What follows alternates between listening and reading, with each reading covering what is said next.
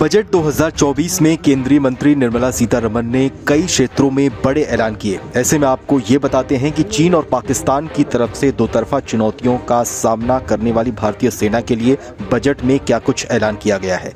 यानी इस बार के बजट में निर्मला सीतारमण ने डिफेंस सेक्टर के लिए क्या बड़े ऐलान किए हैं। केंद्रीय वित्त मंत्री ने इस बार अपने बजट में 12.9% हिस्सा डिफेंस के लिए दिया है, लेकिन ये अंतरिम बजट से काफी कम कर दिया गया है। इस बार रक्षा बजट के लिए 6,21,940 करोड़ रुपए का ऐलान किया गया है, जबकि अंतरिम बजट में यह ऐलान 6,21,541 करोड़ रुपए का था।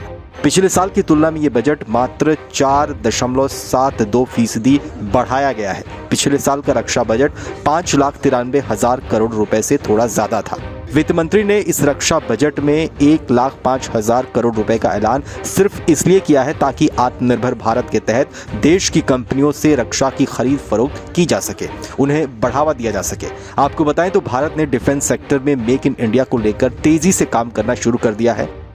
हाल ही में भारत ने रूस के साथ भी एक करार किया है, जिसमें सुखोई जैसे विमानों को भारत में ही बनाने पर सहमति बनी थी। भारत अब डिफेंस सेक्टर में टेक्नोलॉजी ट्रांसफर के माध्यम से देश में ही रक्षा से जुड़े उपकरणों का निर्माण कर रहा है। भारत ने बीते कुछ सालों में न केवल भारतीय सेना के लिए बड़े पैमाने पर रक्षा उपकरणों का निर्माण किया है, बल्कि भारत ने रक्षा से जुड़ी कई उपकरणों को निर्यात भी किया है। सीमा की सुरक्षा के लिए जरूरी है सड़कों का निर्माण, इसलिए इस बार बजट में बॉर्डर रोड्स के बजट में 30% का इजाफा किया गया है। इसके लिए 6,500 करोड़ रुपए दिए गए हैं। डिफेंस स्टार्टअप के लिए IDX स्कीम के तहत 518 करोड़ रुपए का ऐलान किया गया है, ताकि नए हथियारों और तकनीक विकसित की जा सके। अगर पिछले साल के रक्षा बजट से तुलना करें तो इस साल रक्षा बजट में 68,834 करोड़ रुपए की बढ़ोतरी की गई है, जबकि साल 2022 से 23 में ये बजट 5,25,000 करोड़ रुपए का था।